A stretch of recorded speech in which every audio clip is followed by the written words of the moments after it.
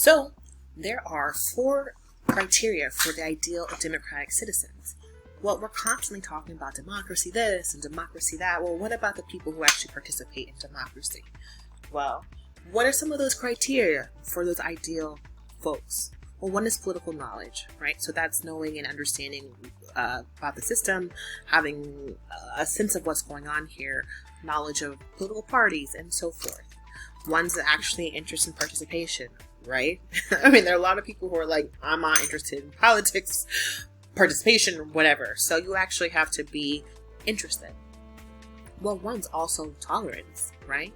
I mean, the thing about participating in a democracy is that you know that sometimes you win and sometimes you lose, right? And it's a big deal that if you lose, that you don't then just pick up arms to try to, overthrow the government or something, right?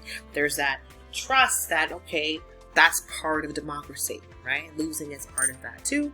And of course, participation. Right. So yeah, you can have political knowledge and interests and even tolerance, right? But when it comes down to it, it's also about how you participate, right? So you know that we talk about voting as one way of participating in a democracy. It's not the only way.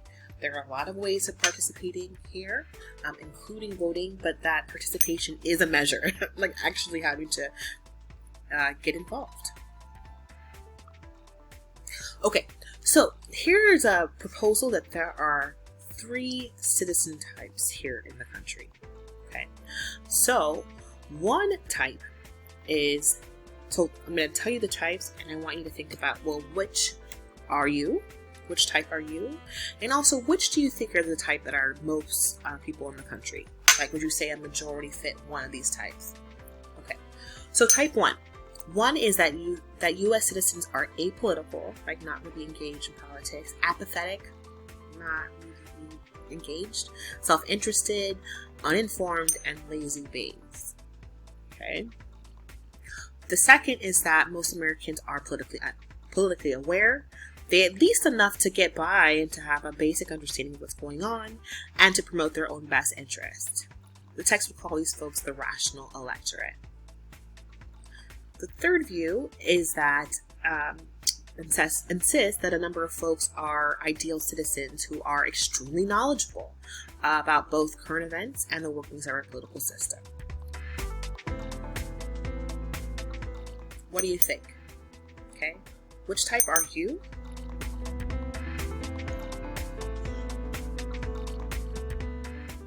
And which type would you say are most people? Think about it. Hey, maybe you can respond below in the comments. Okay, here, as we continue to think about, this ideal democratic citizen, are to look at some competing views of citizenship here.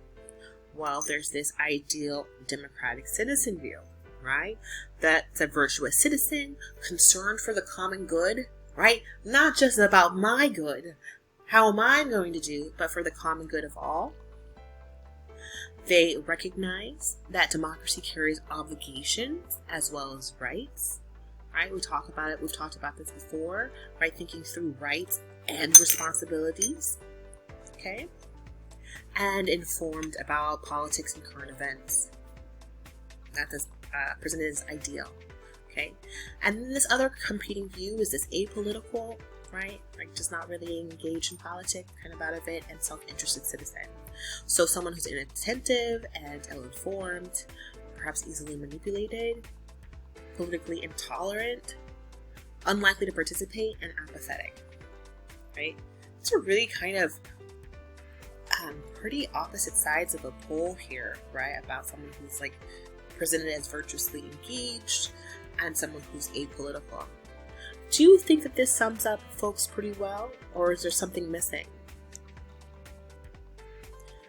Maybe, that's if this is presented as 2 competing views, maybe it's more like a scale or a spectrum, or, folks kind of along the mark between here and there, as opposed to either here or here. What do you think?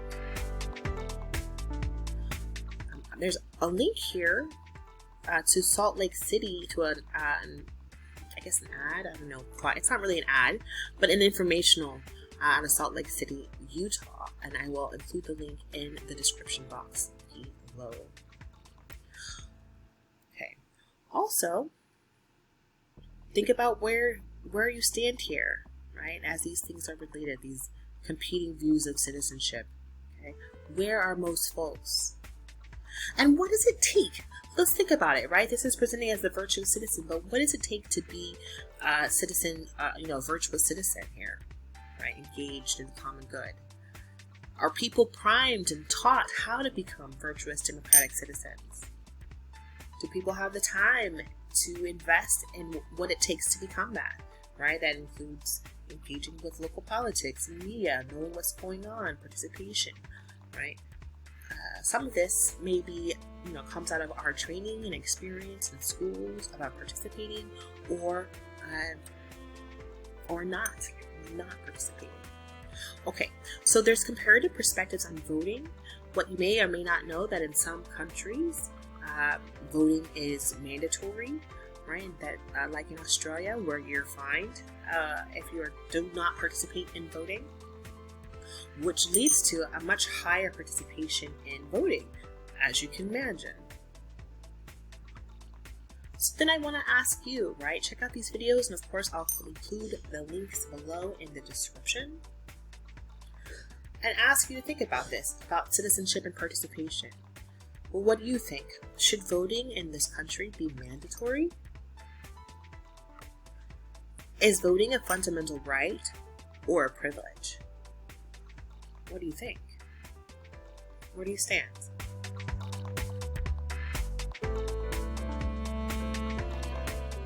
Okay, so I've included a couple more examples of research out of Pew Research Center. There are links to these studies in the slide deck information notes. And we see here this one that recently came out. This is from December 2021. Democrats mostly view voting as a fundamental right, and Republicans more likely to say it's a privilege. So here it is. Percent who say voting is a privilege that comes with responsibilities and can be limited. Okay, it's 42 here. Or a fundamental right for every U.S. citizen and should not be restricted. 57. Okay. Now this is broken down into party or political party leaning here, right? With Republican leaning here, we see a majority here, 67% who say that voting is a privilege that comes with responsibilities and can be limited. 67% of Republicans to 21% of Democrats, right?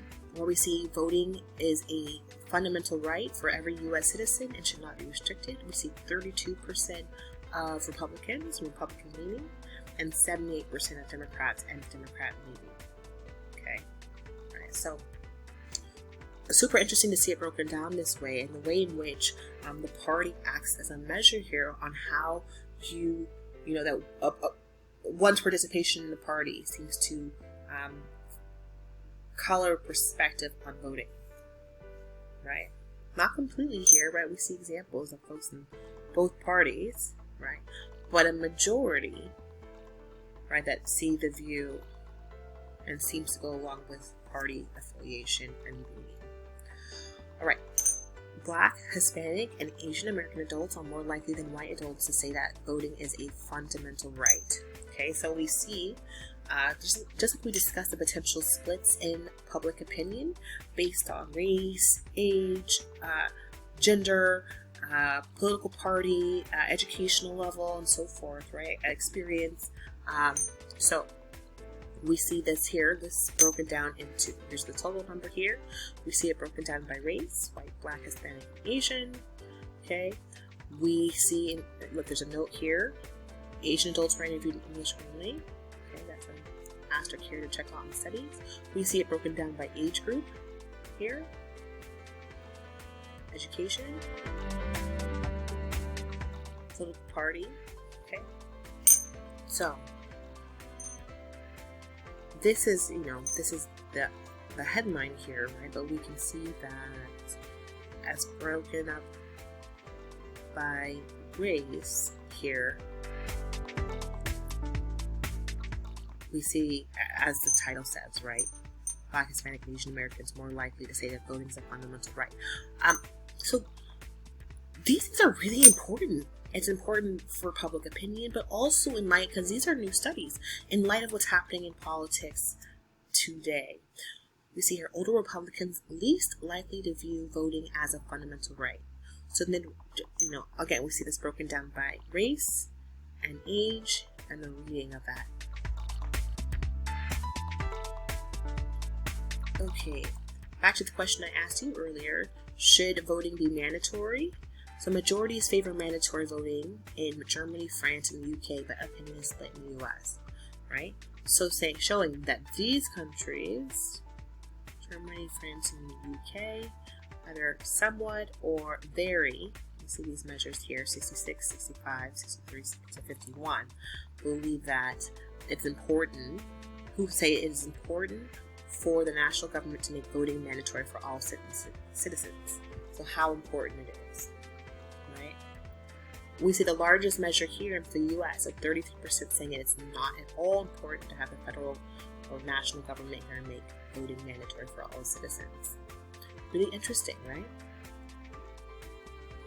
In 4 countries, women are more likely to see mandatory voting as important. So this is put up along gender lines, that women more likely than men are to see mandatory voting as important. I wonder why that is. What do you think?